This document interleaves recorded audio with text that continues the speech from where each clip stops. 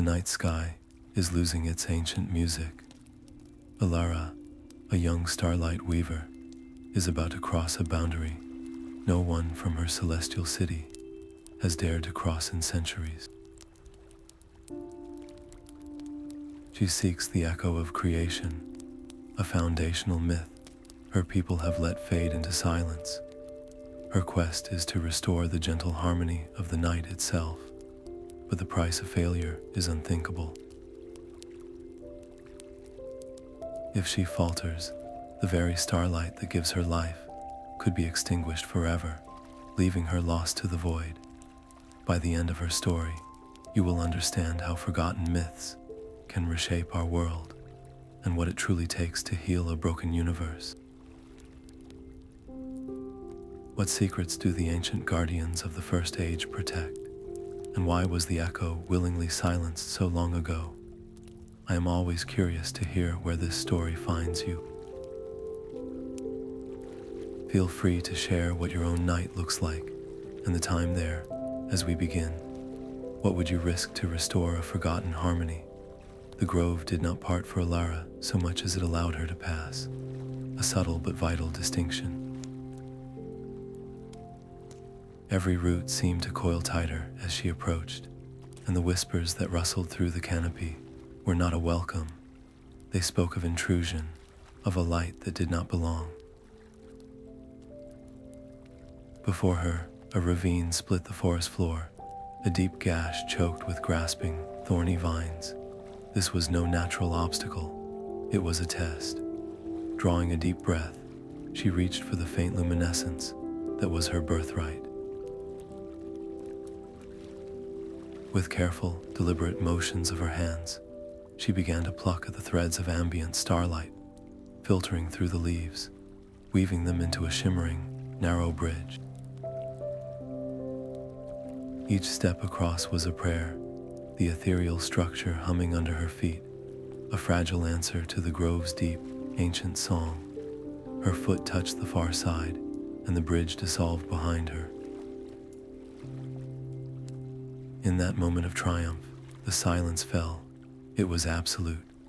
From the deep shadows between the oldest trees, a form began to coalesce, a being of woven bark and dappled moonlight. The grove guardian had awakened, its eyes like chips of polished obsidian, fixed upon her, and the entire forest seemed to hold its breath. The once passive whispers now carried a sharp, wary edge. The path behind her had vanished, and the one ahead shifted, roots twisting to block her way. The very air grew heavy with challenge, pressing doubts into her mind. Was she a preserver of harmony, or merely another disruption, a flicker of arrogance destined to be extinguished? Confronted by this immense, silent power, Alara knew that any show of force would be her end. Instead, she made a choice that defied every instinct of self-preservation. She extended her hand, not in a gesture of magic, but of offering. From the core of her own being, she drew forth a single, brilliant thread of her personal starlight, the very essence of her life. It floated from her fingertips toward the guardian, a tiny, willing sacrifice. The light dimmed slightly within her, a tangible loss that left her feeling hollowed, vulnerable. The guardian studied the offered light, its head tilting. Then, it reached out a hand of gnarled wood and gently took the thread. The starlight flowed into its form, tracing patterns of soft silver across its bark. The wary vigilance in its gaze softened into something akin to curiosity, then a slow, measured acceptance. It did not speak, but a wave of understanding washed over Alara. The grove would permit her passage. As the guardian began to fade back into the trees, a single, luminous petal, cold and smooth like polished moonstone, drifted down and settled in her open palm. It pulsed once with a soft, internal light, then grew warm, its subtle energy tugging her gaze inexorably toward the jagged, silent peaks that waited in the distance. But in the sudden stillness, from the corner of her eye, she caught the slightest movement. Darker shadows, formless and hungry, stirred at the edge of the clearing, drawn by the scent of spent starlight and momentary weakness. The mountain did not want her there. Each step upward was a struggle against the stone itself, the wind whipping across the echoing peaks with a voice that felt almost personal. Elara pressed her body against the cold rock, her fingers glowing with a soft starlight as she sought out handholds invisible to any other eye. She wove threads of light into the stone, creating brief, shimmering grips that solidified under her touch and calmed the most treacherous ledges. It was a careful, draining art, and the mountain answered her efforts with cascading rockfalls. A sudden slide of shale and gravel nearly sent her into the abyss, her heart hammering as she clung to a fragile ledge of her own making. In the aftermath of one such slide, with dust still hanging in the air, a glint of something deliberate caught her eye. Brushing away the debris, she revealed a series of ancient carvings.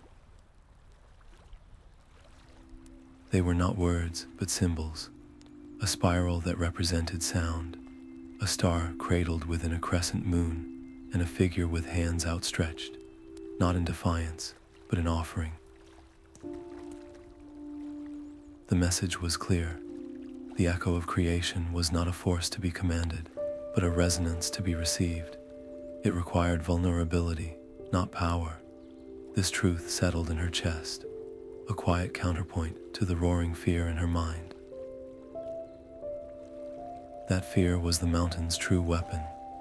Every scuff of her boot, every panicked breath, was caught by the peaks and thrown back at her, twisted and amplified. Whispers became shouts of failure. The wind hissed warnings of the void, and her own doubts echoed with a clarity that felt like physical blows. The internal struggle was more exhausting than the climb. Despair wrapped around her thoughts, tempting her to simply let go and let the silence take her. Gazing up at the seemingly endless climb ahead, she remembered the carvings. The figure had taken a path of openness, not direct force. To her left, she spotted a fissure in the rock face, a narrow, shadowed pass that the locals in old tales had called the Weaver's Gambit. It was rumored to be a shortcut, but one so dangerous it was considered a test of faith alone. Trusting the ancient guidance over her own screaming instincts, she turned from the main ascent and squeezed into the tight space. The gamble saved her days of climbing, but the price was immediate. The pass opened into a vast, dark labyrinth of caves. The air grew thin, and with it, a strange, resonant hum began to vibrate through the very rock, a sound that seeped into her bones. It clouded her mind, making direction meaningless and time feel slippery. She was utterly lost, her starlight a feeble beacon in an overwhelming darkness that seemed to swallow both light and sound. Yet as she pushed deeper into the caverns, the chaotic hums began to shift, to soften and intertwine. They coalesced into a faint, melodic pattern, a simple, repeating sequence of notes that felt older than the mountain itself. It was a thread of music in the silence, and it pulled her forward, guiding her tired steps toward a soft, pulsing source of light she had never expected to find in such a deep and forgotten place. The cavern was a cathedral of forgotten light. All around her, the walls shimmered with a soft, living carpet of luminescent moss, a gentle blue-green radiance that pulsed with a slow, steady rhythm. It was the first true comfort she had found since entering the mountains. Her own inner starlight had dimmed to a faint, weary glimmer after the climb, and the disorienting hum of the labyrinth. Kneeling, she reached out, not to take, but to ask. She brushed her fingers against the cool, damp moss, and a wave of peaceful energy flowed up her arm. Carefully, she harvested only a few small handfuls, placing them in a fold of her cloak. As the moss touched her, its light flowed into her, a cool, refreshing tide that replenished her depleted reserves.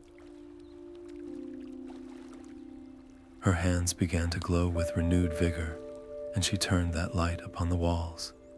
The ancient glyphs she had only glimpsed before now blazed with meaning. They told of a time when the night was not empty, but full of a foundational song, a resonance that gave form to the first stars and coaxed life from the silent dust. The echo was not a thing to be found, but a state of being, a living memory of that first, gentle night. This understanding was a profound relief, but it also made her a beacon. From the deeper darknesses between the glowing patches of moss, the shadowy entities began to stir.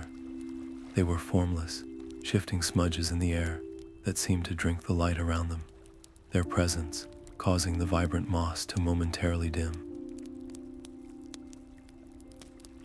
They did not attack, but they followed, drawn to her renewed radiance like moths to a dangerous flame. Every step she took was a balance between reading the next glyph and pulling her light back in, lest she attract them too close. Her people's teachings were clear. Such creatures were voids, imperfections to be sealed away with pure, focused starlight, but the glyphs spoke of offering, not dominance. The memory of the Grove Guardian and the peace that came from a shared light echoed in her mind. It was a choice that felt like madness. Holding a palmful of the glowing moss, she did not push its light away, but instead focused it into a single, soft orb. Then, with a breath that held all her fear and hope, she gently pushed the orb of light toward the nearest cluster of shadows. The entities recoiled at first, then slowly, cautiously, they approached.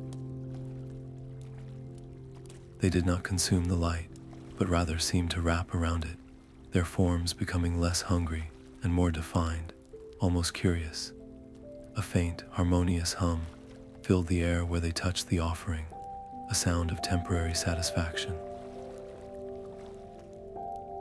As the hum faded, the entities drifted back into the darkness, no longer stalking her.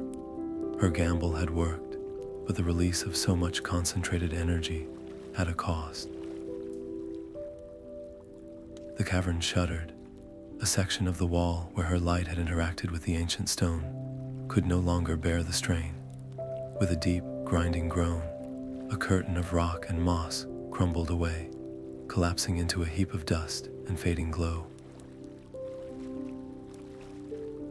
Where the wall had been, a new opening yawned, black and silent, and from that darkness, a cool, night-kissed breeze brushed her face, carrying the unmistakable scent of ancient rain and forgotten blossoms. The breeze from the collapsed wall led her into a place that defied all reason. She stepped from the cavern's chill into a garden under a perpetual, starless twilight. The air was thick with the scent of ozone and cold stone. All around her, scattered across the velvety black grass, were what appeared to be petrified blossoms. But as her eyes adjusted, she saw they were not flowers at all. They were fragments of stars, their light long since turned to solid, crystalline forms, their celestial fires frozen in a state of eternal fall. This was the garden of fallen constellations. A profound sorrow hung in the air, a silence so deep it felt like a physical weight. Her own starlight, still vibrant from the moss, felt like an intrusion in this sacred tomb. Driven by an instinct she did not fully understand, Alara knelt before a small cluster of these fractured lights. She reached out, not with her hands, but with her will, gently plucking at the faint, lingering threads of energy that still clung to the petrified forms.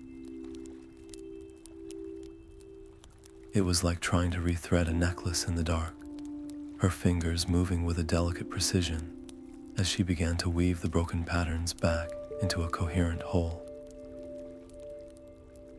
The work was painstaking, each connection requiring a sliver of her own energy to catalyze. Then, with a soft chime that broke the absolute quiet, the tiny constellation flared to life above her palm. It was a minor pattern, just a few stars, but its light was pure and true, and from that light, a scene unfolded. It was a holographic memory of the First Age, showing a council of luminous beings not unlike herself. They were not fighting a cataclysm, they were making a choice. With immense shared sorrow, they were willingly silencing the great echo of creation, damping its foundational song to prevent a resonance they feared would unravel the fabric of reality itself. They chose silence over chaos. The vision faded, and a new presence solidified from the twilight.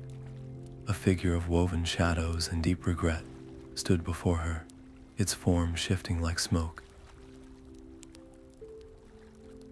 The garden's keeper. Its voice was the rustle of dead leaves. You disrupt the sacred silence. This rest is earned, not abandoned. Your light is a noise here. Elara felt the accusation like a cold blade. Every instinct told her to explain, to defend her quest to restore what was lost. But she remembered the glyph in the mountain, the lesson of the guardian. She closed her mouth and simply listened as the keeper's sorrow poured out. It spoke of the burden of tending this graveyard, of watching over the aftermath of that ancient, necessary sacrifice. Seeing its grief, Alara knew words were worthless. She looked past the keeper to a particularly shattered star, its pieces scattered like glittering dust. I cannot give you back what was lost, she said softly, but I can help you mend this one. It is a sign of my respect, not my defiance. The keeper was silent, then gave a slow, solemn nod. The act of mending the shattered star was the most draining task she had yet undertaken. It was not weaving, but healing, pouring her own starlight into cracks of cosmic grief, fusing the pieces with strands of her own life force. When it was done, the star glowed with a steady, gentle light, and the keeper's form seemed to grow more solid, its shadows less sharp. An alliance was forged in that quiet act. But the cost was severe. Elara felt a profound emptiness within her, her inner light dimmed to a flicker. As if sensing her weakness, the ambient magic of the garden itself began to wane, the twilight deepening toward true darkness. The keeper gestured with a shadowy hand toward the far end of the garden, where the silver leaves of a weeping willow veiled a shimmering, liquid portal. Your path lies there, little weaver, but know this, the way ahead does not test your skill or your strength. It tests the truth within your heart, and few lights can survive that mirror. The portal was not a doorway, but a dissolution. One moment, she stood in the garden's sorrowful hush. The next, she was floating in a space of absolute stillness. Before her hung a surface of liquid silver, vast and seamless, that was not a mirror in any ordinary sense. It showed no reflection of her tired form or her dimmed starlight. Instead, it swirled with the shadows of her own mind, a forgotten childhood mistake, the sting of a mentor's disappointed silence, the crushing weight of her self-imposed isolation. All of it played out on its shimmering surface. The mirror gave form to her deepest fear, that her quest was not born of noble purpose, but from a desperate need to prove she was worthy of existing at all.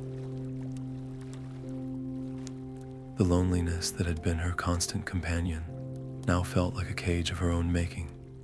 Each painful memory looped back on itself, amplifying the doubt until it was a deafening roar in the silence. She saw herself failing over and over, her light guttering out alone in the dark, forgotten and unmourned. The chamber offered no physical threat, but this emotional onslaught was far more dangerous. To continue, she had to look directly into the heart of her own pain without turning away. The choice was stark: remain trapped in this cycle of regret, or find a way to break it. The answer did not come from defiance, but from surrender. She stopped fighting the memories. She let them wash over her, acknowledging the truth in them. Yes, she had been lonely. Yes, she had failed before, but those experiences were not her entirety. With a clarity that felt like a first breath, she understood that her love for the quiet majesty of the night, for the gentle patterns of starlight, was real. It was not a performance for approval, but the core of who she was. "I forgive myself," she whispered into the heavy silence. The words were not a spell, but a release. "I do this not because I must, but because I love the silence too much to let it remain broken." As she spoke, the swirling images on the mirror's surface stilled, then shattered into a fine, sparkling mist. The emotional weight lifted, leaving her feeling lighter, more whole than she had in her entire life. But the release of such potent, resolved energy was a disturbance in the chamber's ancient equilibrium. From the retreating mist, a new presence coalesced. A figure of shifting, dreamlike substance emerged from the shadows, its form refusing to hold a single shape for more than a moment. It was the warden of this place, awakened from its long slumber by the sound of a heart finally mending itself. The warden did not attack with claw or fang, but with sorrow given form. It wove illusions from the very air, shimmering tapestries of despair that showed Alara's celestial home fading into a perpetual, silent twilight. The familiar spires of her city grew dim, the laughter of its people swallowed by an encroaching gloom, all because she had chosen to continue. The vision was a cold weight in her chest, a temptation to turn back and preserve the fragile peace of the present, even if it was a lie. But Elara stood her ground. She met the warden's artistry not with a shield, but with a brush of her own. Her hands moved, plucking the faint, resilient threads of her own hope and weaving them into counter patterns of gentle starlight.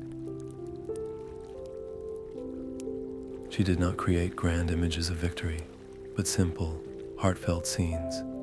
A single star remembering its song, a child sleeping peacefully under a blanket of constellations. The quiet comfort of a shared silence between friends. Each small tapestry was an answer to the warden's grand despair, a quiet insistence that beauty was worth the risk. The warden's form, once a chaotic storm of shifting nightmares, began to still. Its aggressive projections softened, the terrifying visions giving way to a slow, dawning curiosity. It watched her work, its own essence mirroring the calm intricacy of her patterns. "You paint pretty lies to hide an ugly truth," it whispered, its voice the echo of a fading nightmare. "What if the night you restore is far crueler than the one we have now. This is not a lie, Elara replied, her voice steady, though her hands trembled with exhaustion. It is a possibility, and it is a future I choose to believe in, enough to face any cruelty that may come. With that, she gathered the last of her strength and wove her final tapestry. It was a vision of a healed universe, not as a blinding triumph, but as a gentle restoration. The echo of creation was not a roar, but a soft hum in the background of existence, a resonance that allowed for both joy and sorrow, connection and solitude, without either overwhelming the other.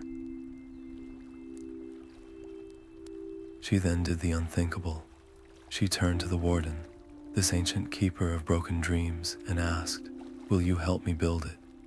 The question hung in the air, a bridge across an unimaginable divide.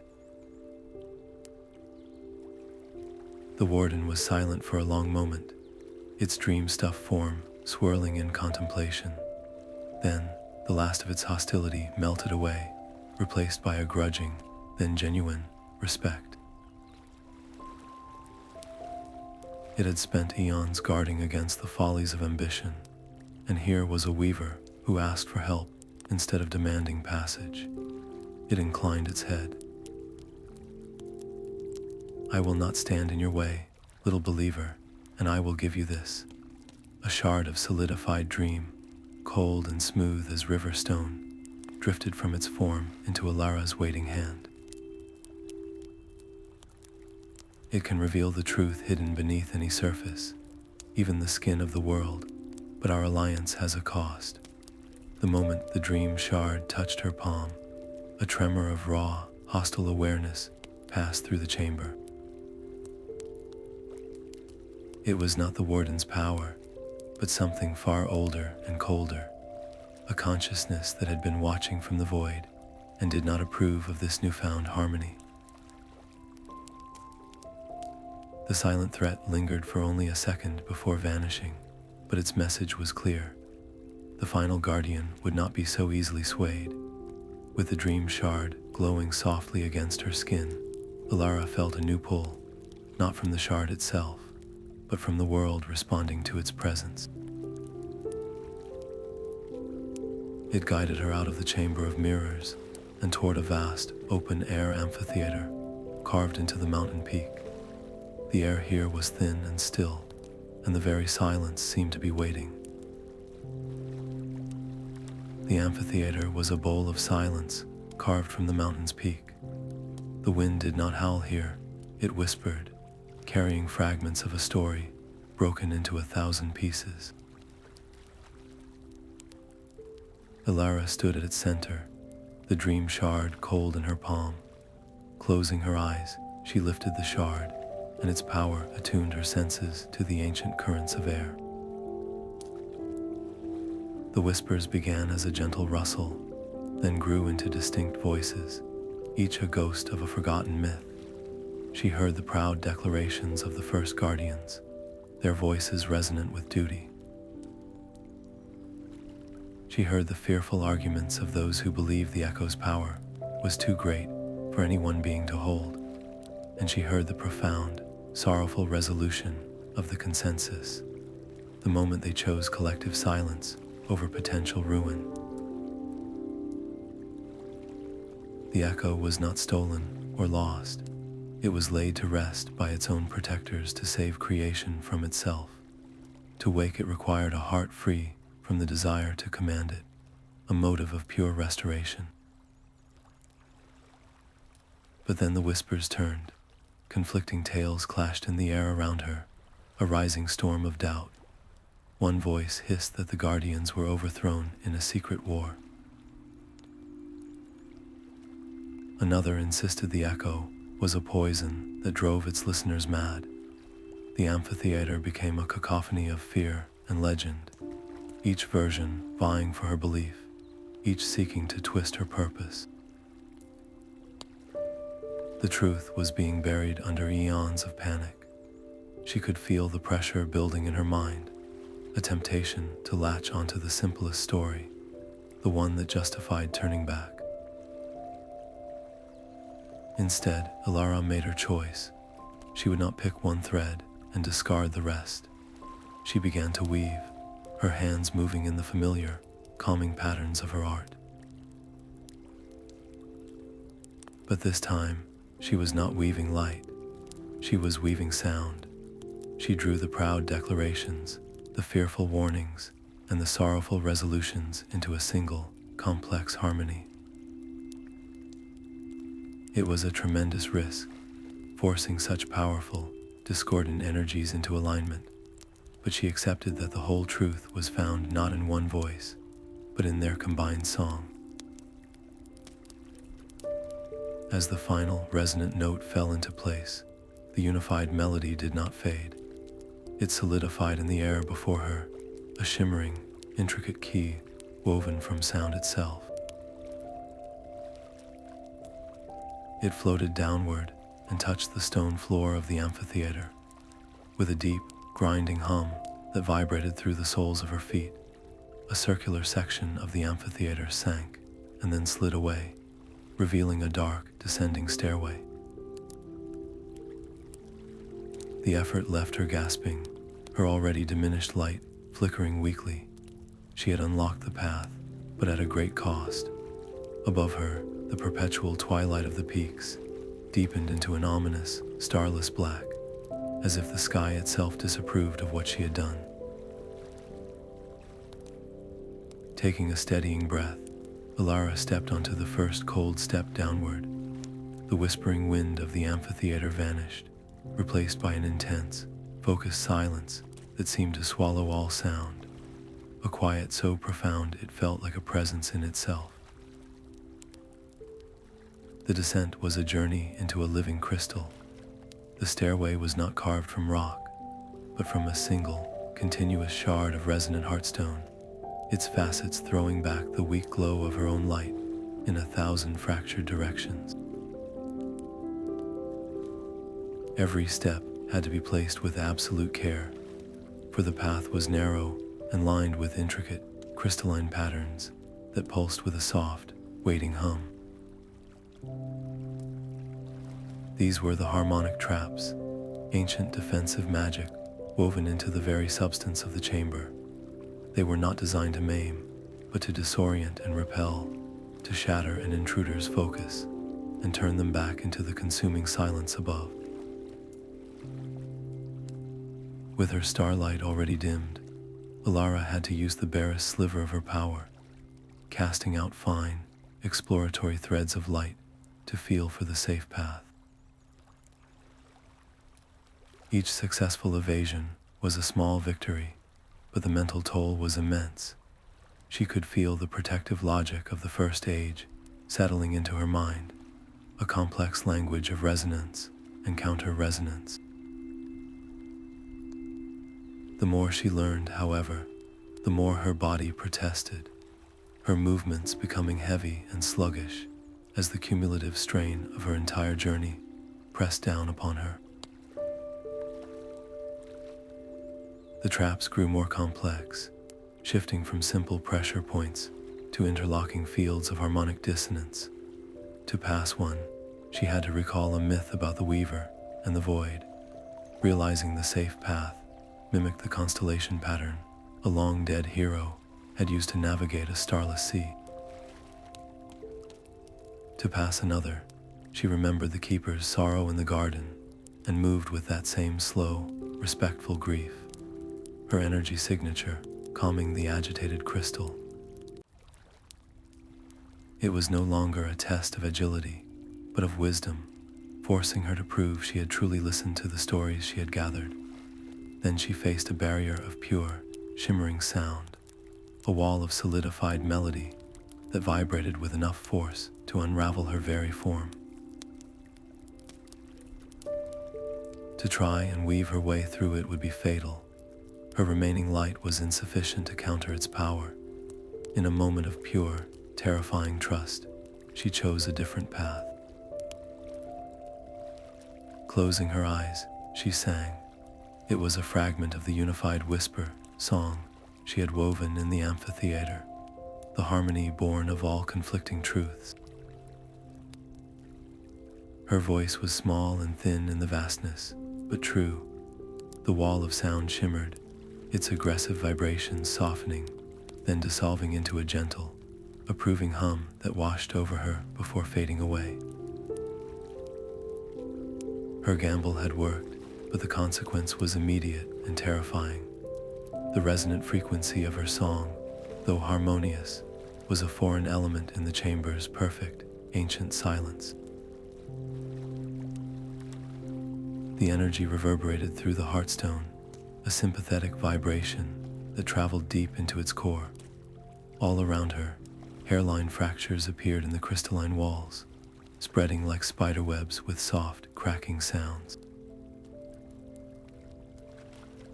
A fine dust of glittering crystal sifted down from the ceiling. The entire chamber groaned, its structural integrity now perilously compromised. She had soothed one trap, only to threaten the stability of the sanctuary itself. Pushing past her fear and exhaustion, Alara hurried forward as the passage finally opened, widening into an impossible space. She stood at the edge of a vast, spherical geode. The air itself thrummed with a latent, sleeping power that made the light in her chest ache with a strange sympathy. And there, suspended in the very center of the cavern, pulsed a dormant, dark core, waiting. The geode was a universe turned inside out. Its walls were a mosaic of frozen constellations and nebulae of solidified shadow, all swirling around the dark core that hung in the center of the vast space. This was no mere object. It was the geode of primordial night, the very egg of creation. The silence here was not an absence, but a presence, a dense, sleeping potential that pressed against her skin. Every step toward the core felt like wading through deep water, the air thick with the essence of everything that came before the first dawn. Her own faint starlight seemed a fragile, insignificant thing in this cradle of cosmic night.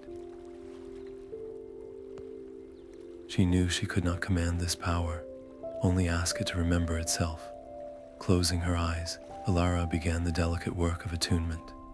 She let her inner light hum, not brightly, but softly, a single, clear note in the overwhelming quiet. She tuned its frequency, searching for the core's dormant resonance, the foundational song that had been silenced. It was like trying to find a heartbeat in a stone. Then a response. The dark core glowed with a soft, internal light, a deep violet that pulsed once, slowly, in time with her own. As the light from the core grew, so too did the presence of watchers. All around the geode's perimeter, ghostly figures of the original guardians solidified from the crystalline air. They were beings of pure, ancient starlight, their forms majestic and severe, their faces etched with the memory of an impossible choice. They did not speak, but their collective gaze was a weight of silent judgment, measuring her worth across the gulf of ages. Their test was not one of strength, but of consequence. Visions flooded her mind, not as nightmares, but as stark, undeniable possibilities. She saw worlds where the echo's reawakening was a cataclysm, a resonant wave that shattered reality into screaming fragments. She saw nights that stretched into eternity, cold and absolute, where no star could ever shine again. They showed her the chaos their sacrifice had prevented, the ruin that her well-intentioned quest could unleash. The fear was a cold knot in her stomach. She could still turn back, preserve this fragile peace, and let the universe sleep. But then she remembered the silent suffering of her own city, the slow fading of the stars, the gentle harmonies being lost one by one. She looked past the terrifying visions and into the eyes of the guardians. "I see the risks," she said, her voice small but steady in the vast chamber. I honor your sacrifice, but the world you saved is now dying from the quiet. A night without its gentle balance is a slow ending. I will not command the echo. I ask it to breathe again, and I vow to become its new guardian, to ensure its song remains one of harmony, not control. The spectral figures were motionless for a long moment, their luminous forms flickering as if in deep consultation. Then, as one, they inclined their heads in a slow, solemn acceptance. You may proceed. A chorus of ancient thoughts echoed in her mind, but the final step is not an act of will. It is an act of sacrifice.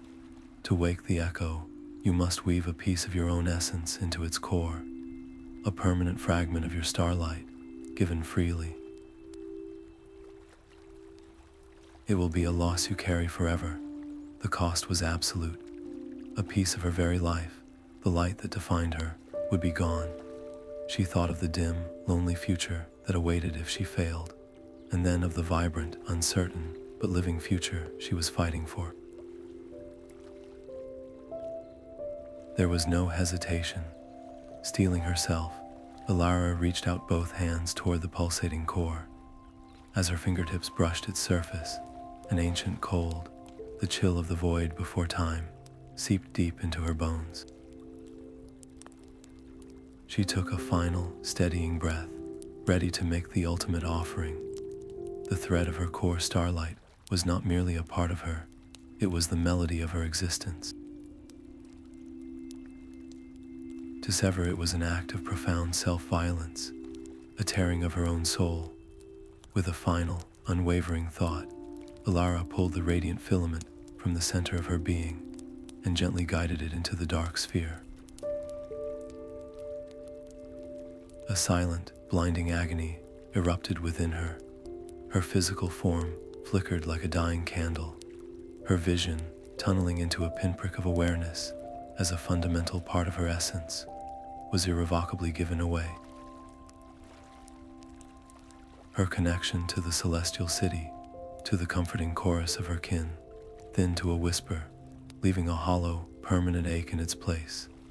The sphere drank her light, and for a terrifying moment, nothing happened. Then, a soft, rhythmic pulse began deep within its core, a gentle violet light that swelled and receded like the first breath of a newborn universe. The ghostly guardians, witnesses to this ultimate offering, bowed their luminous heads in a gesture of deep, earned respect. The pain was a fire in her veins, threatening to pull her into unconsciousness, but through the haze, a new clarity emerged. The echo was waking, but it was a blank slate. It needed not just power, but context, a memory of what it was meant to be. Drawing on a reserve of strength she did not know she possessed, Alara did not stop. She reached into the most treasured corner of her mind and offered one more gift, infusing the sphere with the pure, unadulterated memory of the most peaceful night she had ever known. It was a simple recollection of resting beneath a canopy of gentle constellations, the air cool and still, filled with a quietude that soothed the soul. The effect was instantaneous and overwhelming. The sphere erupted into a silent, brilliant nova of soft, harmonious light, its dark core now a beacon of swirling silver and violet. The echo of creation was fully awake, its resonance a tangible warmth that began to fill the geode. But such a potent release of purified, peaceful energy was a beacon in the void. As the light reached its peak, a deeper darkness coalesced at the geode's entrance. It was the Umbral shade, a being of absolute negation. Its form was not a shape, but a hole in reality, a void that drank the burgeoning light from the air around it. Its silent presence, a promise to consume the newborn echo and plunge everything back into a silence from which there would be no return. The umbral shade did not advance, it simply expanded, its void-like presence drinking the very color from the air. Alara threw herself between it and the newborn echo, her hands moving in a frantic, defensive dance. She wove barriers of starlight and the new, gentle harmonies radiating from the core, creating shimmering lattices of protection. For a moment, they held, the shade recoiling from the structured, living resonance. But the victory was fleeting. The entity was a perfect void, a master of absence, and it began to learn. It did not shatter her weavings, but instead unwove them, its touch finding the subtle seams in her art and pulling, causing the beautiful structures to dissolve into glittering dust that it then consumed. The conflict shifted from a test of power to a battle of wits and will. The shade countered her every move with subtle distortions, turning the very light she cast back upon her as dissonant, chaotic flares that seared her senses and clouded her focus. She was fighting a reflection of negation, and she was losing. Exhaustion and that permanent, hollow ache from her sacrifice made each new weaving a monumental effort. A desperate realization dawned. She could not defeat nothingness through opposition alone. To fight a void was to feed it. So, she made a choice that felt like surrender. She stopped weaving barriers. Instead, she turned toward the umbral shade, and with a trembling hand, she did not attack. She offered. She gathered a single, gentle thread of the echo's own pacifying light, a resonance of pure, quiet night, and extended it toward the consuming darkness. It was not a weapon, but an invitation. The shade froze, its advance halting in a ripple of confused stillness. This was a language it did not comprehend. It had been prepared for conflict, for the frantic energy of fear, but not for a gift.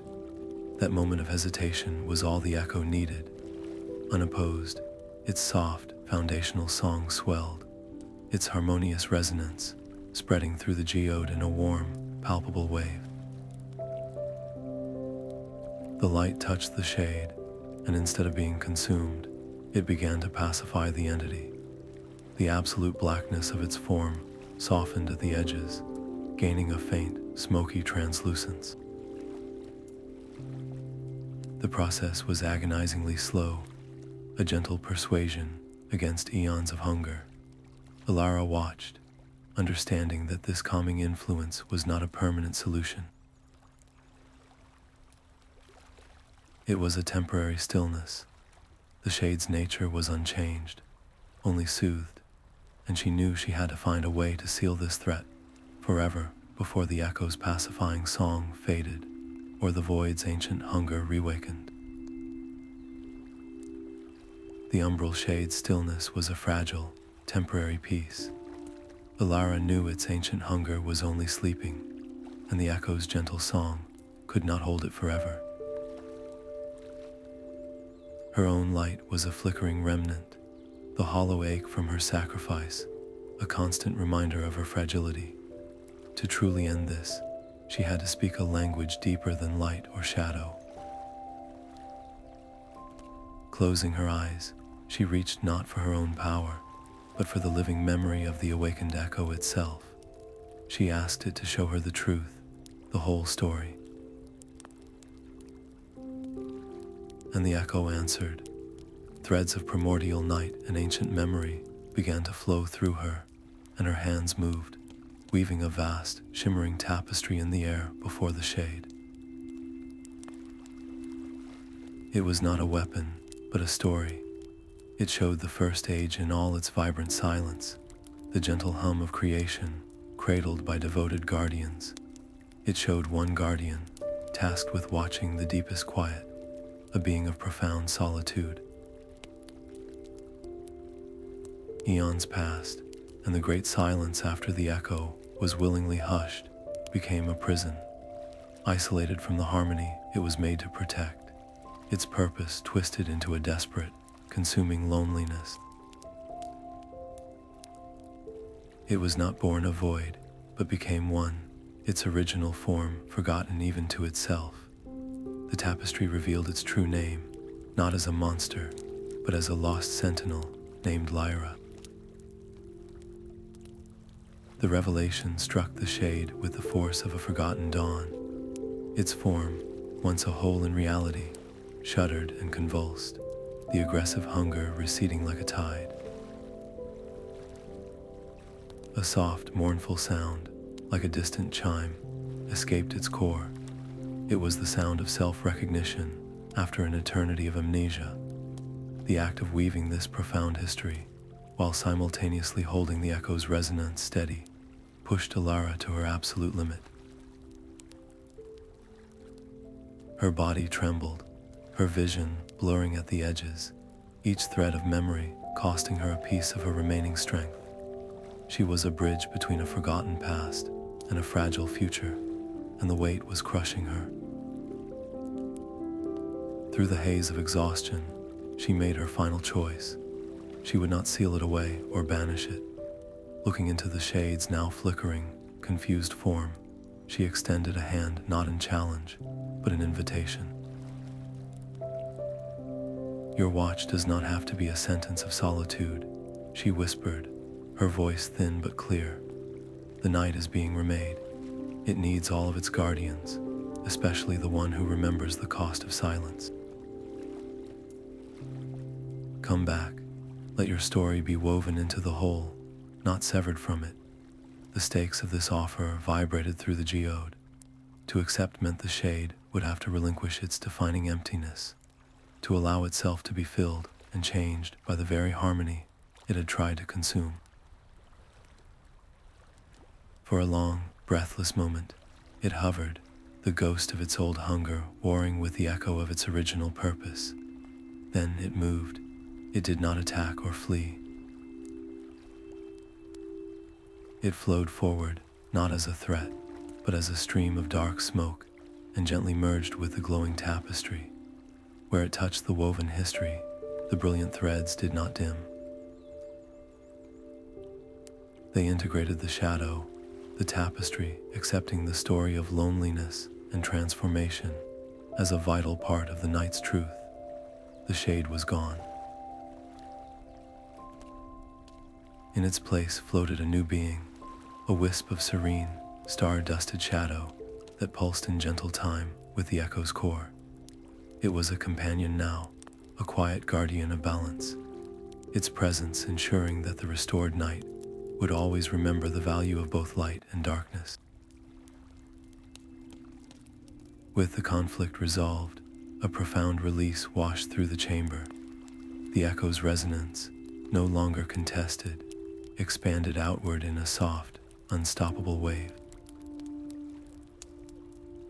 Elara felt it pass through her, a healing warmth that soothed her aches, but could not fill the hollow space inside. Then she felt it move beyond the Geode, flowing out into the world. And in the quiet that followed, she felt the first gentle shift in the fabric of the night itself. The resonance flowed from her fingertips, a gentle tide of renewed harmony. Alara did not simply walk back through the passages she had come. She wove the echo's song into the very fabric of each place, stitching the ancient music back into the world's quiet tapestry. In the whispering grove, the wary rustle softened into a chorus of melodic whispers, each leaf humming a note in a grand, living symphony. The grove guardian watched from the shadows, its form now interlaced with soft silver threads, and offered a low, approving chime that guided her to harmonize a cluster of stubborn, silent trees. High in the echoing peaks, the wind no longer screamed with amplified fears. It carried peaceful, wordless tunes that bounced between the stone faces, transforming the treacherous ascent into a place of serene reflection. She found the mountain's spirit in a high crevice, and together they wove the new song into the most dissonant ledges, calming their ancient rage. The Garden of Fallen Constellations was the most profound transformation.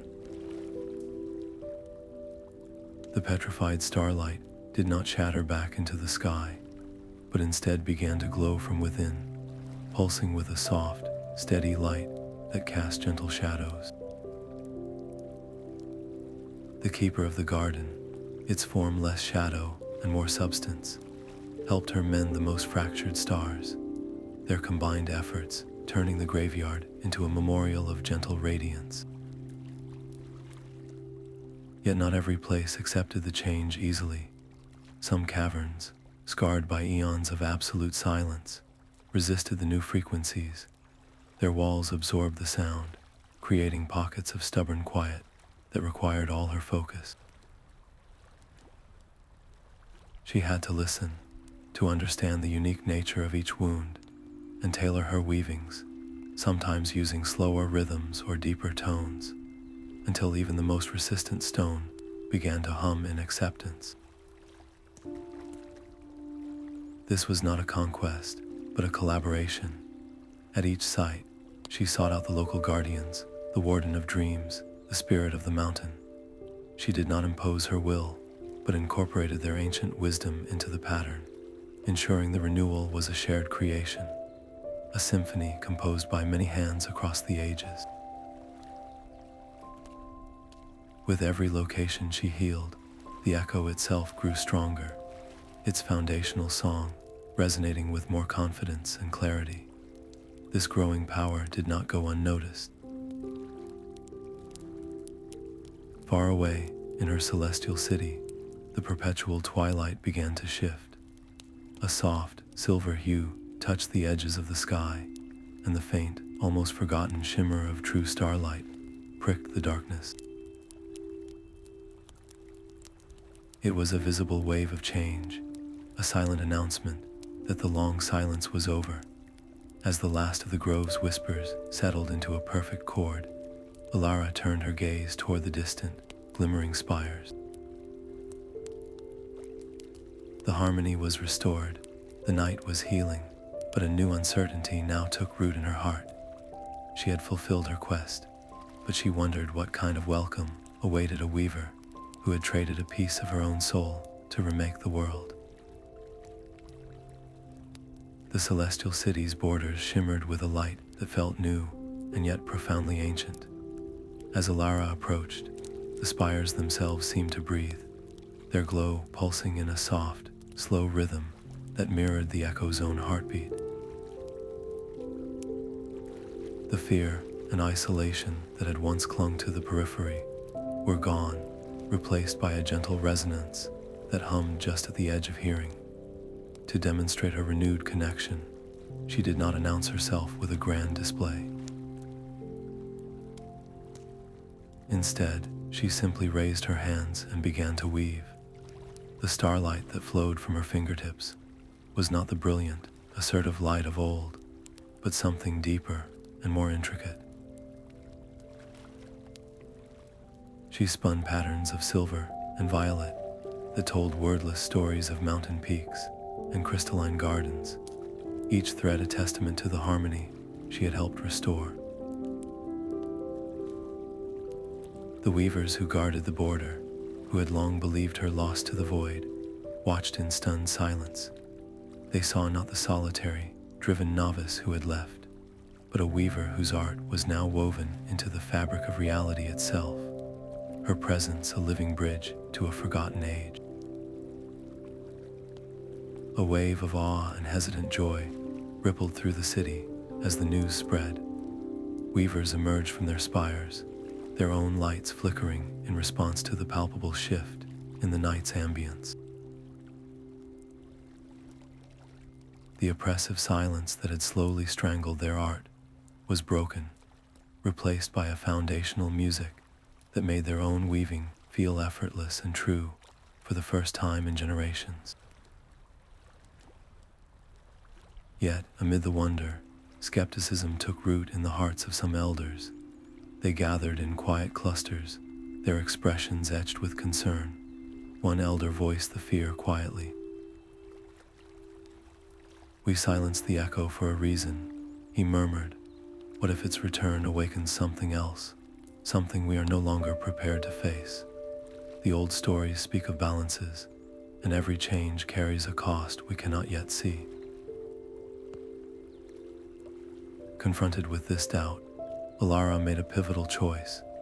She did not stand before them as a triumphant hero demanding accolades. She gathered the weavers in the city's central atrium, and with the same gentle patience she had used in the Geode, began to share.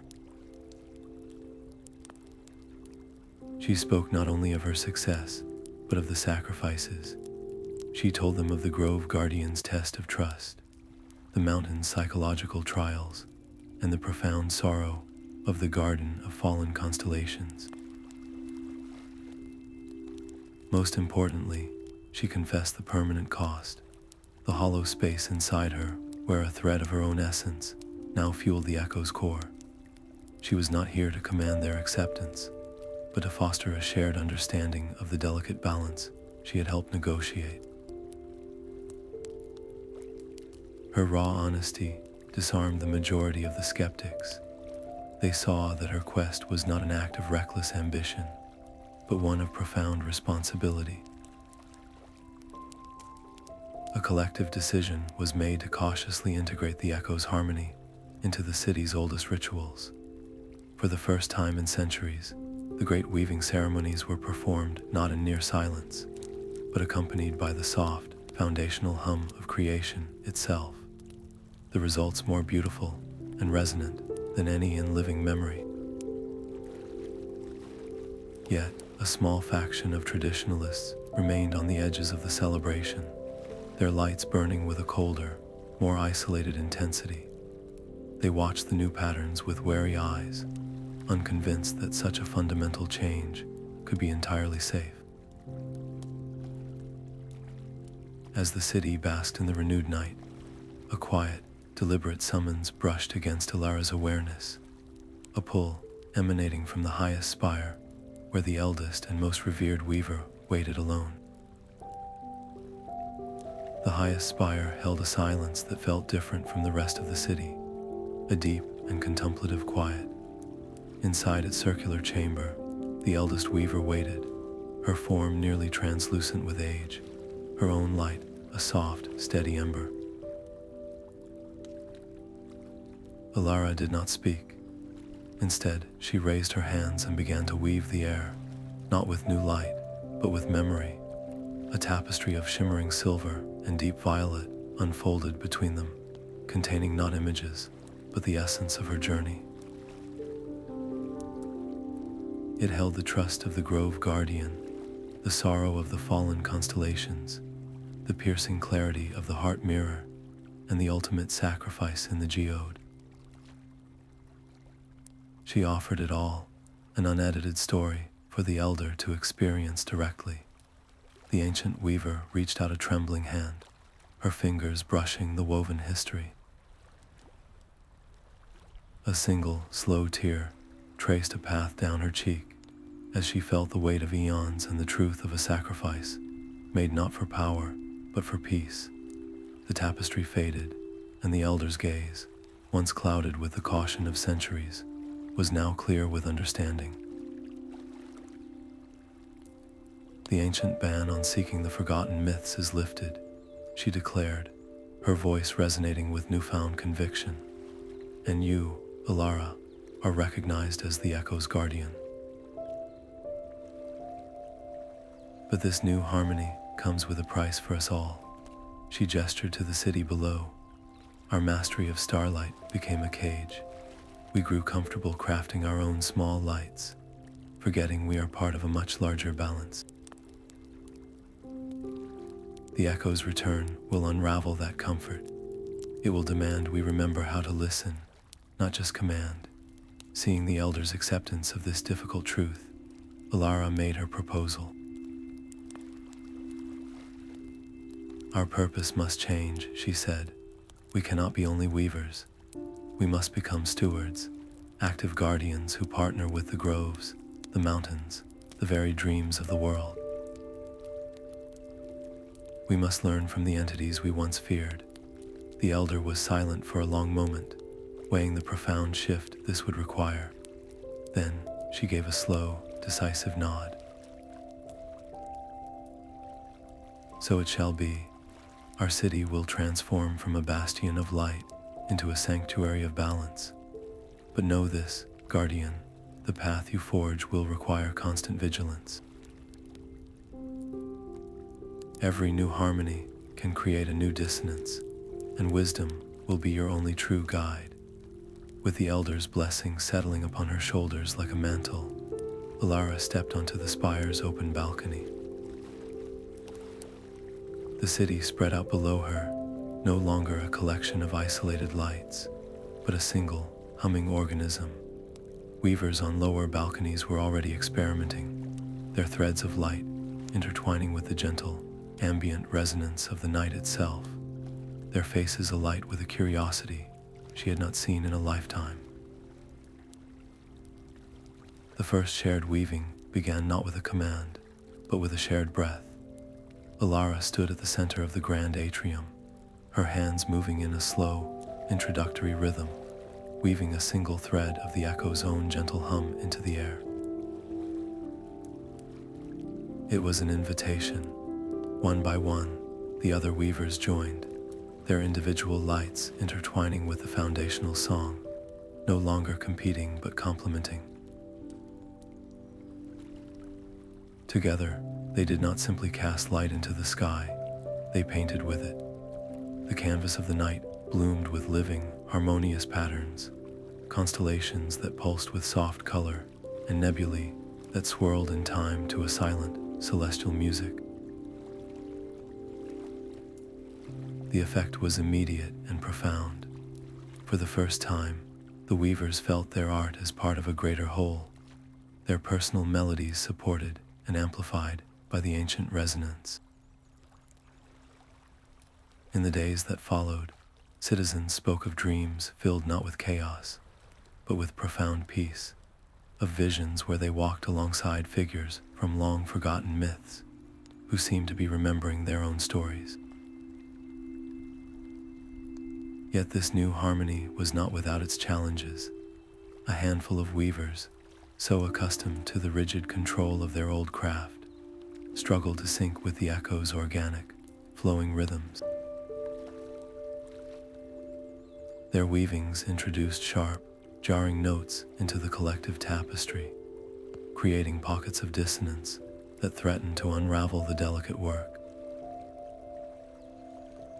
Elara moved among them, her touch gentle but sure, her own attuned senses locating the source of the friction. She did not chastise them, but instead guided their hands, showing them how to listen with their spirit, not just their will. For the most resistant, she enacted a more daring solution. She called upon her quiet companion, the wisp of star-dusted shadow that had once been the Umbral shade. It hovered near the struggling weavers, its presence a living lesson in balance. Where a weaver pushed too hard with light, the shadow would gently absorb the excess, demonstrating the power of restraint. Where a pattern grew too rigid, the shadow would flow through it, showing the beauty of fluid adaptation. This partnership, this teaching through contrast, was the final key. The minor dissonances smoothed into complex, beautiful harmonies, and the collective weaving reached its breathtaking conclusion, a silent symphony of light that solidified the city's new purpose. But such a powerful display of unified energy could not be contained.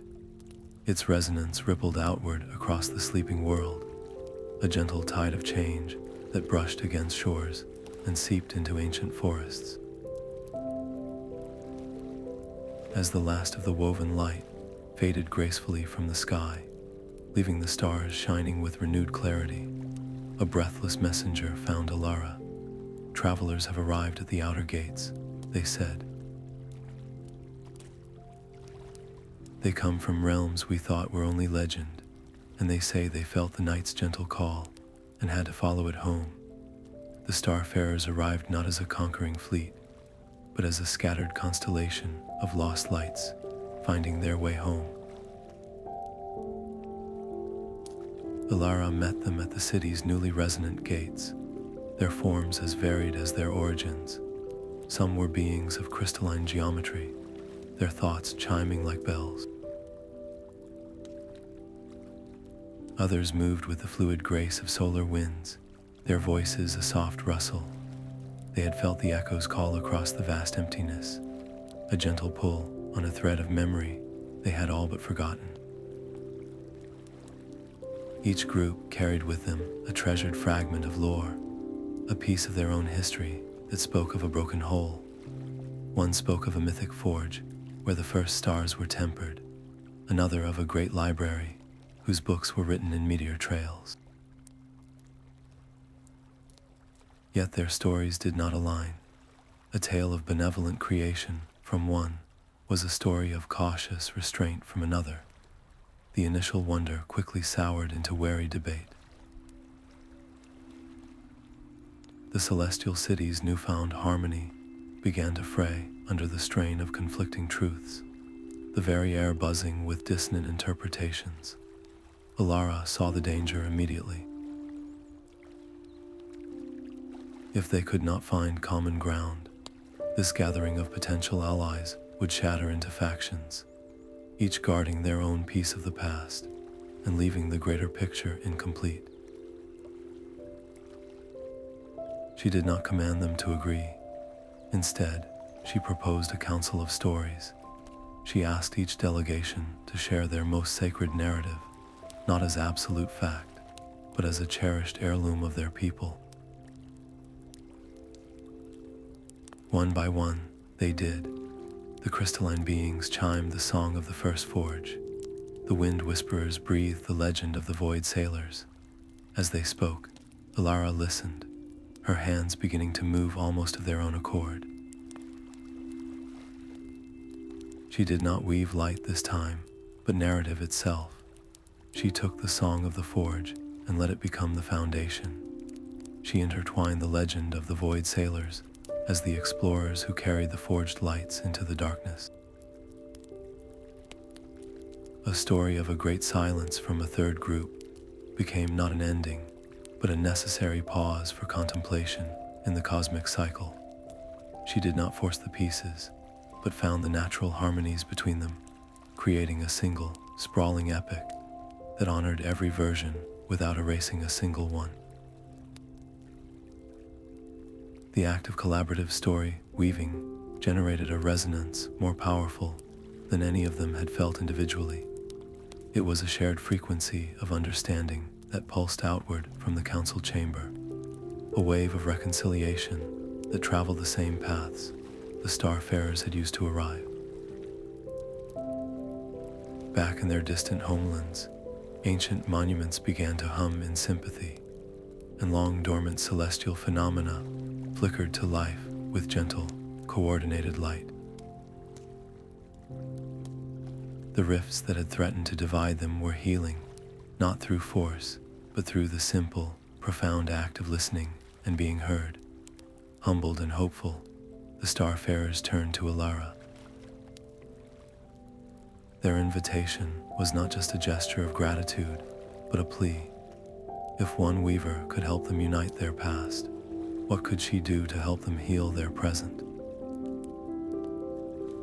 They asked her to journey with them, to bring the echoes balance to their own cities, and silence the lonely voids that still lingered between the stars.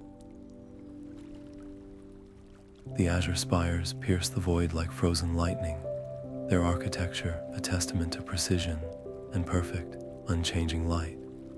Alara arrived with the starfarers, the city's archivists, greeting them with formal courtesy that could not quite hide their deep-seated caution. Their entire civilization was built upon the preservation of ancient light scripts, luminous texts containing the immutable laws of their history. To them, the echo's gentle, flowing resonance felt less like a harmony and more like a chaotic variable, threatening their most sacred records. An elder archivist voiced the collective fear, his hand resting protectively on a glowing plinth. You speak of balance, but our scripts have endured through the long silence by remaining pure. How can we trust a force that seeks to change them? Alara knew that words would never be enough. She asked to be shown their most foundational scripture, the Lumen Codex. As the archivists watched with a mixture of anxiety and curiosity, she did not touch the ancient text. Instead, she closed her eyes and began to hum, weaving a single, soft thread of the echo's resonance into the script's ambient glow. The rigid lines of light did not break or distort. They bloomed. New patterns emerged within the familiar text, not overriding the old meanings, but revealing deeper layers of context and nuance.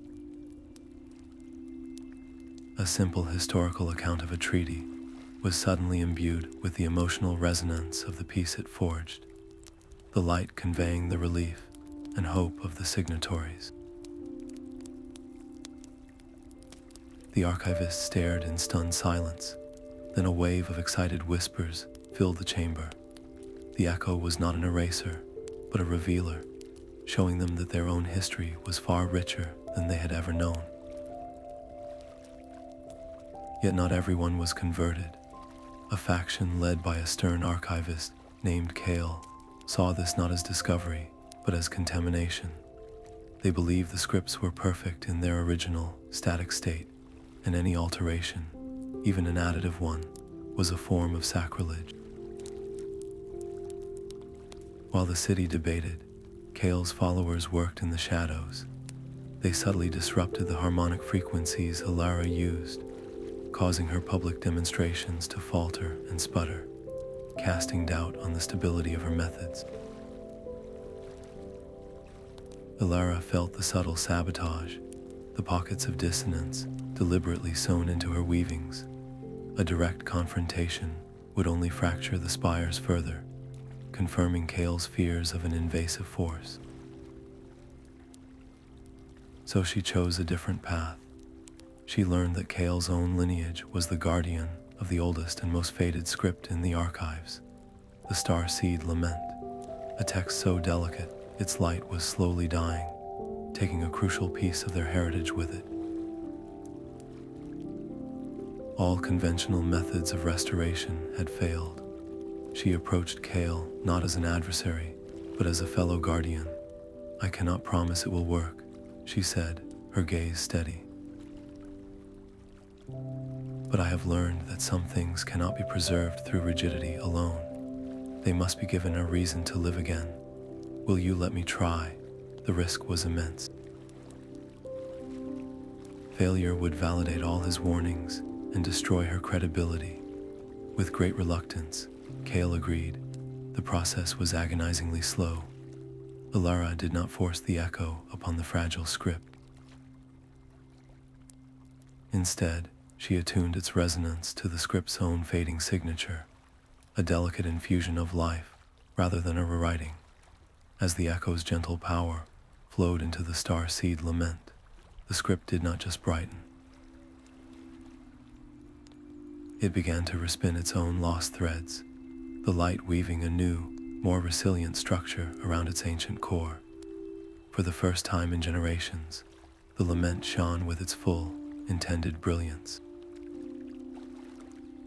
Kale watched the transformation, the stern lines of his face softening into awe, then profound gratitude. His resistance melted away, replaced by a fervent desire to learn this new, respectful form of preservation. He and his followers became her most vocal allies, their conversion ensuring the Azure Spires would fully embrace the Echo's potential. But this profound success came with an unforeseen echo of its own. The immense energy required to permanently restore the lament had resonated through the entire archive and deep within the vaults. A cluster of ancient, unstable artifacts, relics from a more volatile age, began to pulse with a dangerous, awakened light. They were not corrupted, merely stirred from a long slumber, their energies now volatile and seeking an outlet. Just as the spires began integrating the new practices, a swift messenger found Alara, their form flickering with urgency. The summons was from her own celestial city. "The gentle night you restored," they said, "its rhythm has become erratic. The very starlight is beginning to flicker." The flickering began as a soft stutter in the corner of your eye, a momentary dimming of the star-dusted pathways that felt like a missed heartbeat in the world's chest. Elara returned to a city, holding its breath. Weavers clutched their temples as sudden voids of silence swallowed their thoughts, and citizens spoke of a cold dread, brief but piercing, that the gentle night was a fragile illusion about to tear. The progress she had fought for was unraveling at the edges, threatened not by an external enemy, but by a growth spurt it could not sustain. The echo's beautiful resonance was expanding too fast. Its foundational song stretched thin across countless realms, and the strain was beginning to show. She stood at the central spire, feeling the pulse of the universe like a frantic bird in her hands. To pull the echo back, to limit its reach for the sake of immediate stability, felt like a betrayal of every starfarer who had answered its call. Yet to let it flicker into chaos was to lose everything. Her solution was a gamble of breathtaking scale. She would not restrict the echo, she would give it a stronger skeleton. She proposed the creation of anchor points, permanent weavings at key harmonic locations that would act like gentle dams in a flowing river, distributing the power evenly and preventing a catastrophic overload. The stakes of the attempt were absolute. To weave an anchor required the combined, synchronized focus of every allied weaver and guardian. Their collective consciousness had to become a single, unwavering lens. If their focus broke for even a moment, the released energy could backlash, shattering the echo's core and plunging all connected realms into a silence from which nothing could ever wake. The first anchor was to be set at the celestial city's heart. As the weavers joined their light with the Grove Guardian's earthy hum and the starfarers' crystalline chimes, the air itself grew dense with potential. Elara guided the confluence, her hands moving not to command, but to conduct, weaving their diverse energies into a lattice of profound stability. When the final thread was placed, a deep, calming chord resonated through the city, so foundational it was felt more than heard. The flickering ceased. A collective sigh of relief washed through the streets, the gentle night restored to its steady rhythm. But as the triumphant resonance faded into the background, a subtle shift occurred at the very edge of Alara's perception. It was not a sound, but a quality of attention, a patient, ancient gaze now focused upon their work. Something had been watching the entire procedure, and its observation felt neither friendly nor hostile, but deeply, profoundly curious. The attention felt like the pressure of a deep ocean, ancient and immeasurable. It did not speak, but it pulled, its silent summons drawing Alara away from the anchored city and toward the edge of the known cosmos, a place of absolute quiet known as the Abyssal Plane. Here, there were no stars, only a soft, ambient glow from the rock beneath her feet, a world of gentle grays and profound stillness. At its center rested the Watcher, a being whose form was a shifting mosaic of forgotten histories. It had no face, only a surface that flickered with the silent rise and fall of civilizations. its presence a testament to every cycle of creation and silence since the dawn of time. It offered no greeting, only a test. Visions unfolded in the space between them, not as threats, but as quiet lessons. She saw a civilization that had harnessed a cosmic harmony with such rigid control that their world became a beautiful, static prison, its people frozen in perfect, unmoving art. She witnessed another that had embraced chaotic resonance, their vibrant energies expanding until they tore their own reality into screaming fragments. The Watcher showed her that both absolute order and unchecked freedom led to the same silent end. Its neutrality was a wall of deep time, and Alara understood that her words, her pleas, even her proven sacrifices, would mean nothing to an entity that had seen it all before. So she did not try to persuade. Instead, she reached into the core of her being and began to weave one final, grand tapestry. This was not a weapon or a plea for help. It was a gift. She wove together every story she had collected, the Grove Guardian's wary trust, the fallen Constellations' sorrow, the Umbral Shade's redemption, and the fragile, hopeful unity of the Starfarers. She offered the complete, unedited narrative of their renewal, not as a demand for the Watcher's support, but as a simple record, a testament to what their age had learned, preserved for whatever consciousness might rise in the cycles to come. The act was one of pure selflessness, an offering made with no expectation of return. The shifting surface of the Watcher stilled, the chaotic flow of ancient histories coalesced, its entire form focusing on the intricate patterns of her tapestry. For a long moment, the abyssal plane was utterly silent. Then, a single, resonant thought echoed in the stillness, not in her ears, but in her soul. Your record is accepted.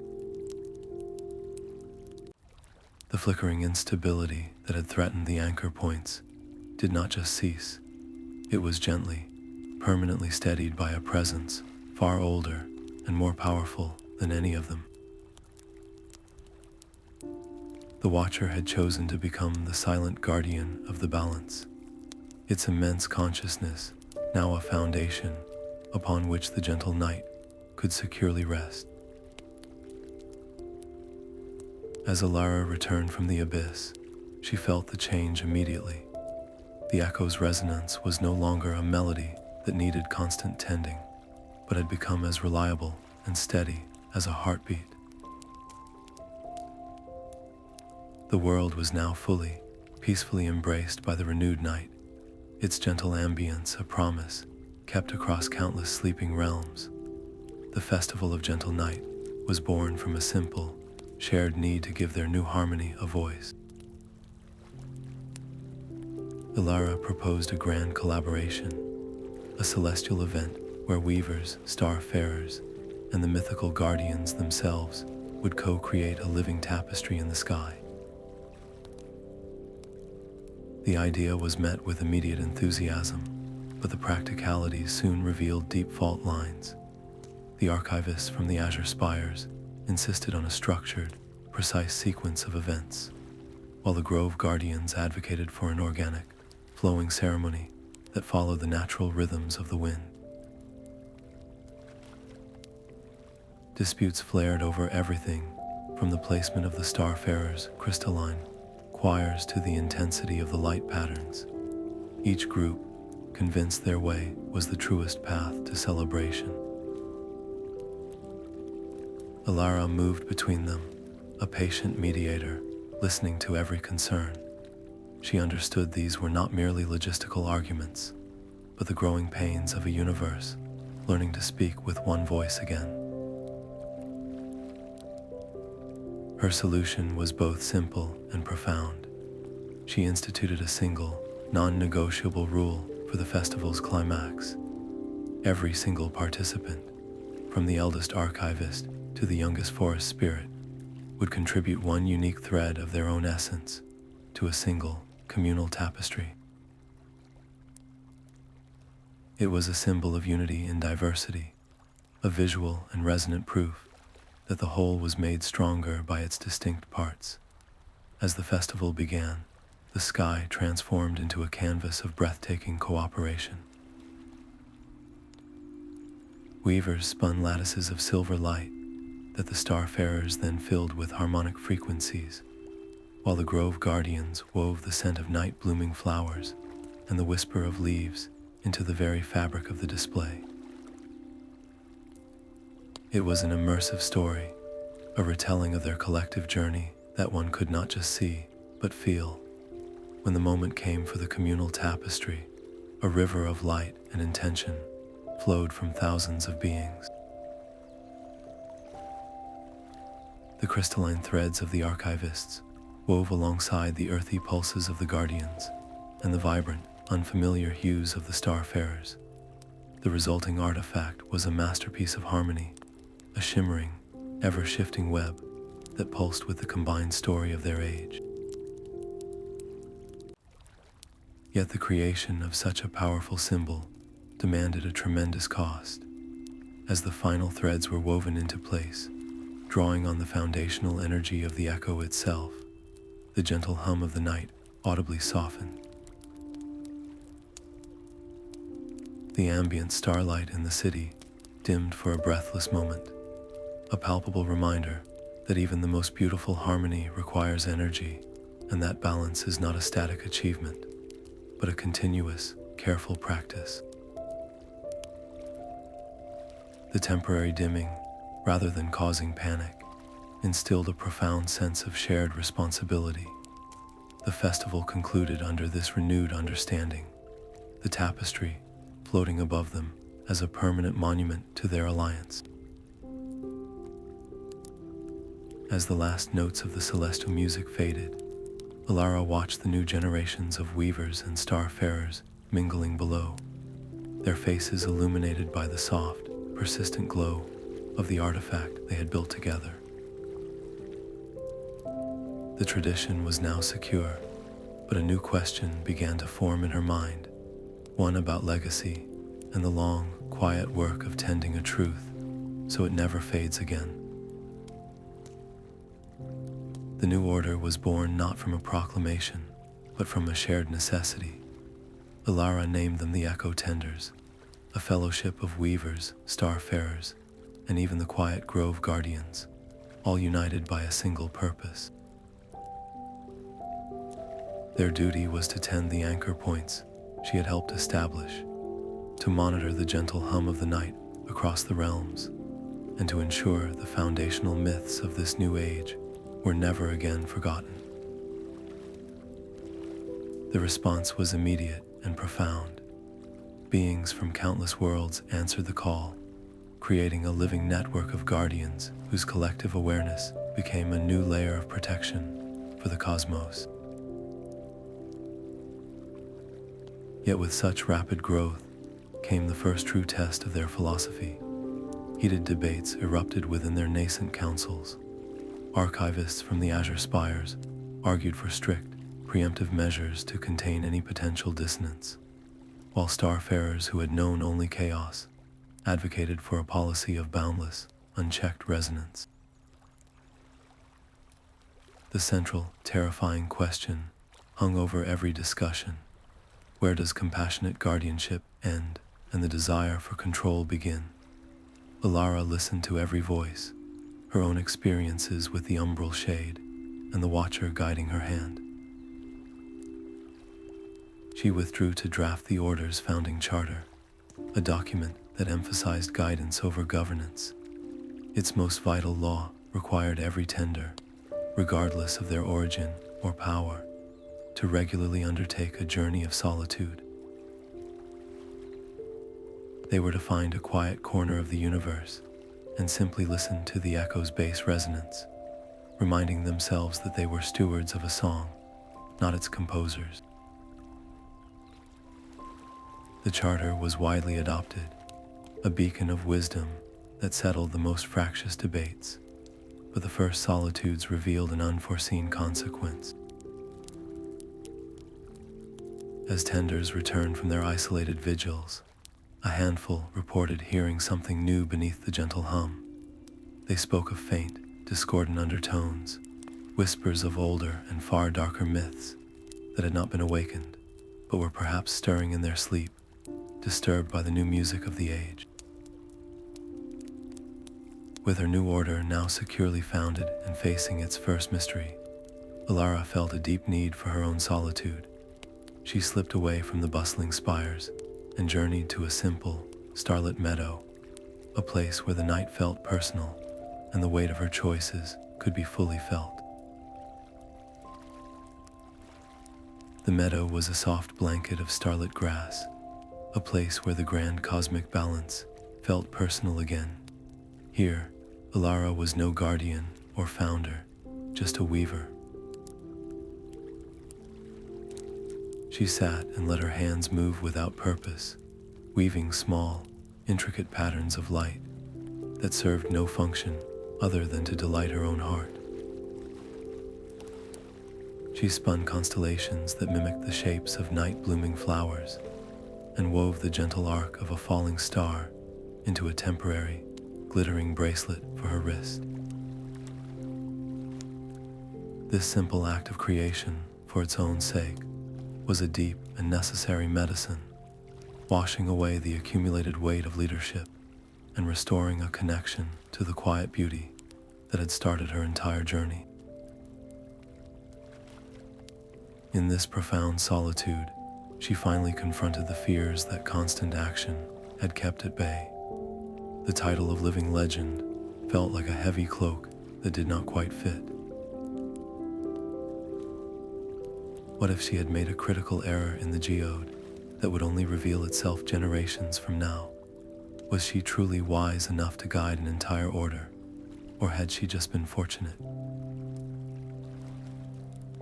The silence of the meadow did not offer easy answers, but it gave her the space to accept the questions.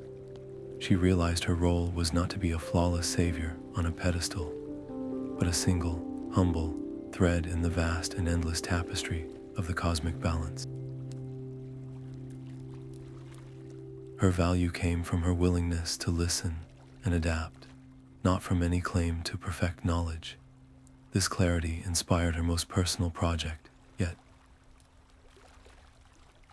She decided to document her entire journey in a woven chronicle, but this would not be a rigid instruction manual or a set of laws for the echo tenders. Instead, it would be an honest and deeply personal account, filled with her moments of doubt, her costly mistakes, and the simple joys she had rediscovered in the meadow. She wove the text from threads of memory and starlight, ensuring it conveyed not just events, but the emotions behind them. Her hope was that it would serve as an inspiration for others to find their own unique paths to harmony, not a blueprint to be copied without thought. The chronicle, once shared, was immediately embraced by the Order as a foundational text. Its raw honesty resonated with the new generation of tenders, who saw in it a reflection of their own struggles.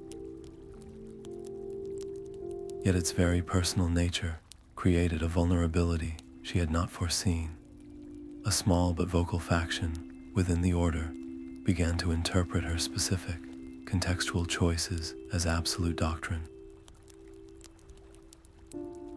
They quoted her moments of fear as warnings against any innovation, and used her account of sacrifice to justify rigid, austere practices, slowly twisting her message of personal discovery into a tool for centralized control.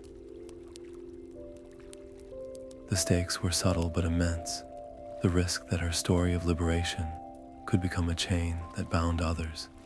As she placed the final, shimmering thread into the Chronicles cover, sealing the record complete, she noticed a figure waiting hesitantly at the meadow's edge. It was a young weaver, their own light flickering with a mixture of awe and trepidation. They approached and bowed their heads slightly, the "The stories in the Chronicle are beautiful," they said, their voice soft. "But they feel distant, like legends about someone else. Would you tell one to me, not as it is written, but as you remember it?"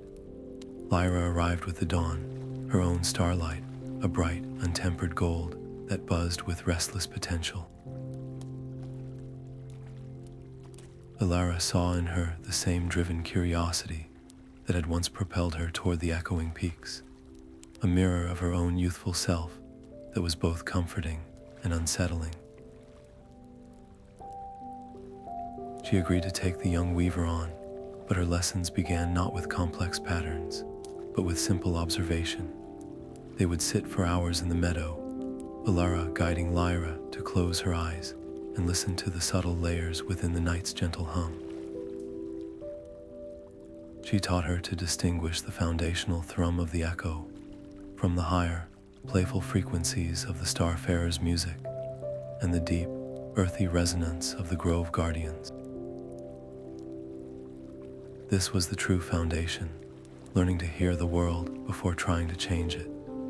Lyra's nimble mind absorbed the principles of weaving with astonishing speed, her fingers dancing to create intricate lattices of light that surpassed even Alara's early work. Yet her eagerness was a flame that burned too hot. She grew impatient with the slow, deliberate practice of listening, convinced that her technical skill could compensate for a lack of deeper understanding. Without telling Elara, she began experimenting with a complex harmony she had devised herself, one meant to amplify the playful frequencies in a specific city district. The result was not the vibrant celebration she envisioned. The amplified frequencies clashed with the foundational echo, creating a jarring dissonance that rippled through the local night ambience. For several hours, the gentle starlight in that sector flickered erratically, and citizens reported a strange, anxious feeling that disrupted their sleep and unsettled the local wildlife. The minor incident sent a ripple of concern through the echo tenders. The traditionalist faction seized upon it as proof that innovation without strict oversight was reckless, while younger members worried that any mistake would be met with harsh restrictions. Elara found herself mediating not just a student's error, but a growing ideological divide within her order. Watching Lyra's confident posture crumble into shame, Elara faced a critical choice. She could easily step in, correct the weaving herself, and restore immediate calm, but that would teach Lyra only to rely on her mentor's authority, not her own judgment. Instead, Elara placed a gentle hand on the young weaver's shoulder. "The harmony is out of balance because your understanding was incomplete," she said, her voice calm. "You know the threads, but not the tapestry. Now, you must listen to what you have created and learn how to mend it." She offered guidance, pointing Lyra toward the archives to research similar historical disruptions, but she refused to interfere with the actual correction. Left alone with the consequences of her ambition, Lyra was forced to truly listen for the first time. She heard the distress in the flickering light and felt the subtle tension in the air. Her technical skill, once a source of pride, became a tool for diagnosis and careful, patient repair. It took her 2 full days of focused, humble work, but when the final, stabilizing thread was woven back into place, the local night settled into a harmony that felt deeper and more resilient than before. The success did more than just fix the problem. It transformed Lyra. The brash eagerness was replaced by a quiet confidence, rooted in hard-won experience. The echo tenders who had doubted her now looked on with respect, seeing in her recovery a powerful lesson in resilient guardianship. As Alara watched her first student patiently guiding another novice through a simple listening exercise, she felt a profound shift within herself. Lyra was no longer just a student. She was a capable guardian in her own right. This small, personal success signaled that the foundation was strong enough to hold, and the time was nearing for Elara to pass on her most sacred duty. The full moon hung like a polished pearl in the gentlest of nights, its light a silent benediction over the gathered echo tenders. At the center of the amphitheater, Elara stood with Lyra, the air humming with a significance that went deeper than any ceremony. Without a word, Elara raised her hands and the quiet around them deepened. Then, she began her final weaving as the primary guardian. She did not summon new light, but drew from the core of her own being, from the very hollow space where a piece of her soul now lived within the echo itself. Threads of silver and profound violet, shimmering with the memory of every sacrifice and every hard-won piece, flowed from her fingertips. She wove them into a luminous, weightless mantle that settled around Lyra's shoulders, a garment not of cloth, but of lived history and unconditional trust. In that moment, the foundational connection to the echo shifted. Lyra gasped as she felt the immense, gentle weight of the cosmos settle upon her spirit, while Elara's own inner light softened, its brilliance now permanently tempered by its eternal bond to the core. A palpable wave of unease rippled through the assembly. Whispers, too soft for words but sharp with doubt, traveled among the traditionalists and starfarers alike. Was she truly ready? Could her youthful resilience possibly bear this eternal burden? Lyra's own face was a canvas of awe and terror, her hands trembling slightly under the mantle's cosmic weight. The responsibility was no longer an abstract concept, but a living pressure in her chest. Seeing the fear in her students' eyes and the skepticism in the crowd, Elara made her decision clear. Her voice, though quieter now, carried with the authority of experience. I pass this duty not to a perfect successor, but to a capable heart, she declared, her gaze sweeping across the tenders. My trust in Lyra is absolute. From this night forward, I will offer counsel when asked, but the path of the echo is now hers to walk. This public vow was both a shield for Lyra and a promise to step back, creating the space the new guardian needed to find her own voice, even if it meant watching her stumble. The successful transfer sent a wave of solidified harmony through the order, a deep and reassuring chord that silenced the most vocal doubts. The myths of the First Age were no longer stories to be preserved, but a living reality to be navigated by a new generation. As the last notes of the ceremonial music faded, a profound and familiar attention brushed against Elara's awareness. It was the Watcher, its silent summons a quiet tug at the edges of her spirit, calling her toward the abyss for a purpose she could not yet fathom. The abyssal plane held its breath as Elara returned. The Watcher's form was no longer a shifting mosaic, but a still, dark pool reflecting a star field she did not recognize. Its silent communication was not a voice, but a direct infusion of knowledge. The echo's renewal had been a clarion call, a resonant frequency that traveled further and deeper than anyone could have predicted.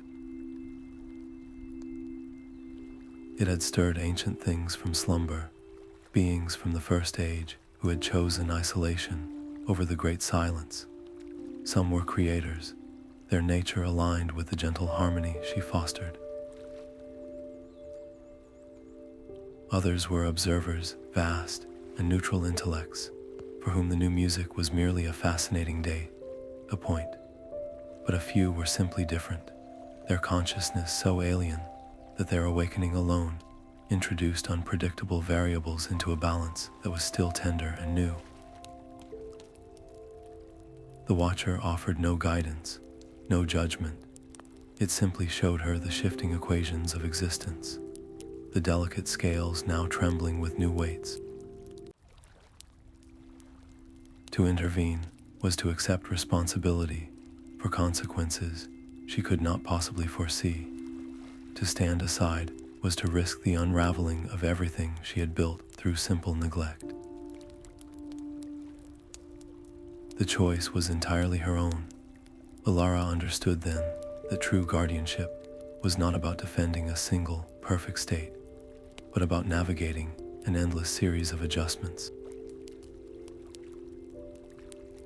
She could not be a warden for these new entities, imposing rules from a place of fear. Instead, she would become an ambassador. Her approach was one of gentle introduction. She sought out a being known as the Spinner of Lost Moments, an entity that existed as a tapestry of forgotten time. It was not hostile, merely absorbed in its own endless work, unaware that its solitary rhythms were causing localized temporal loops in nearby star systems. Elara did not demand it stop. She wove a narrative of the current age, a story that included the spinner's own ancient history, and offered it as a gift. Intrigued, the spinner adjusted its patterns voluntarily, weaving its loops into the larger harmony instead of against it. This diplomatic success became her model. She approached other awakened beings with the same respect, learning their nature and offering a place in the shared symphony. Some, like the chorus of unspoken names, joined eagerly, their voices adding profound, melancholic depth to the night song. Others, like the silent architects of gravitational tides, required centuries of patient, non-verbal communion before a mutual understanding could be reached. Each new relationship was a victory for peace, but it also expanded the web of her responsibilities exponentially. She was no longer just the guardian of an echo, but a nexus point for a cosmos learning to converse with itself. The Chronicles of the First Age, she realized, were not a closed book. They were a living document, and with every new alliance, she was helping to write its next, unforeseen chapter. The chamber was not built, but grown, a convergence point where Starlight met deep time.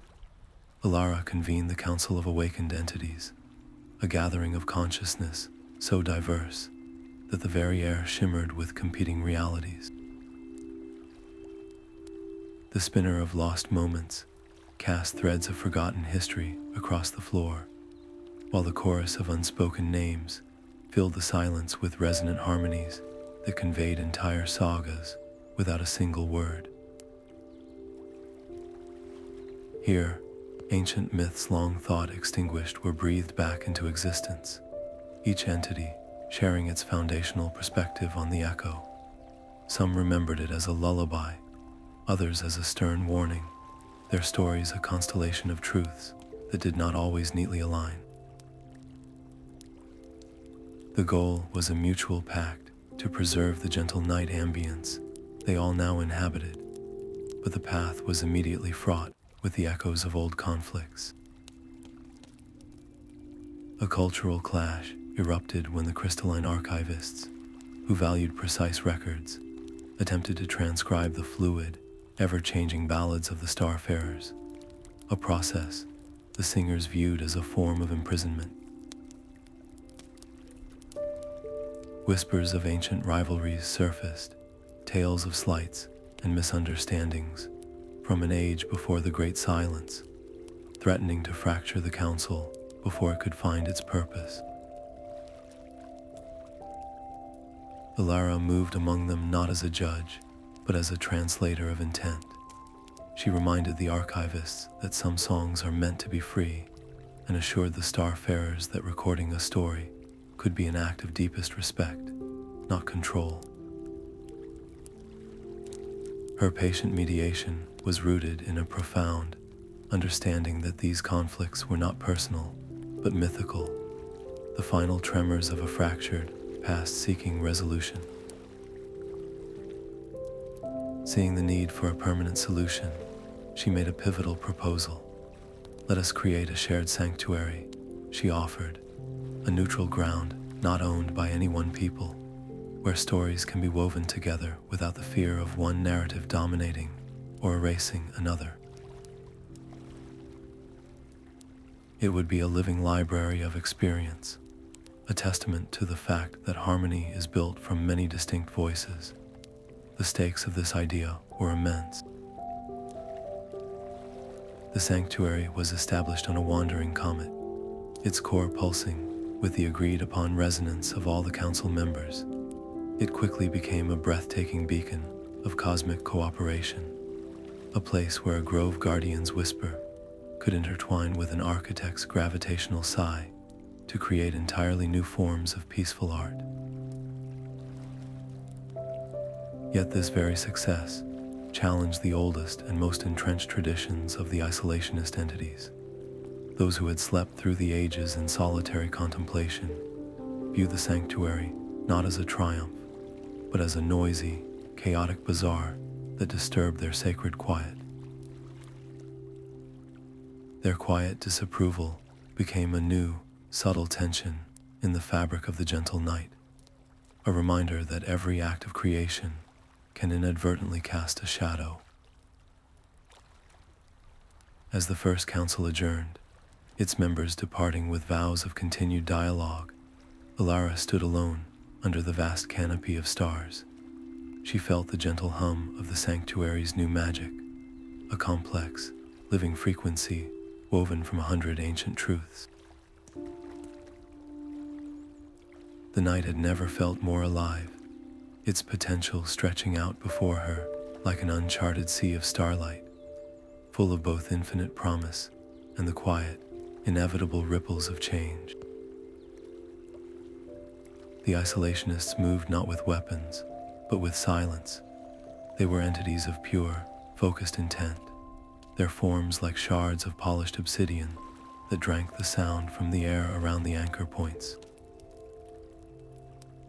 Their goal was not destruction, but a great unmaking, a careful severing of the threads that connected the gentle night to its diverse sources of power.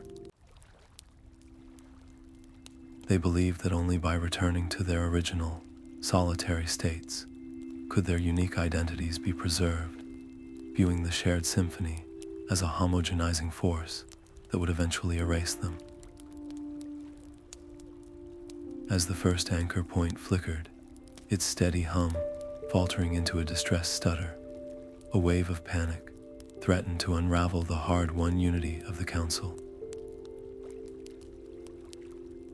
The immediate instinct of many was to fight back, to surround the anchors with shields of brilliant, assertive light. Alara felt the old fears rising, the temptation to meet opposition with opposition. But she stood with Lyra before the gathered echo tenders and their allies, her voice calm amidst the growing dread. "We cannot defend harmony by creating dissonance," she said. "To fight their silence with noise is to prove their fears correct.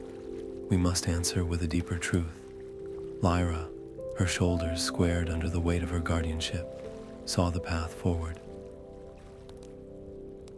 Her idea was as simple as it was audacious. "We will not build a wall," she proposed. "We will weave a story, a living tapestry that holds every myth, every song, and every shadow, a testament that our strength is born from our differences, not in spite of them." The call went out across the connected realms, a summons not to battle, but to creation.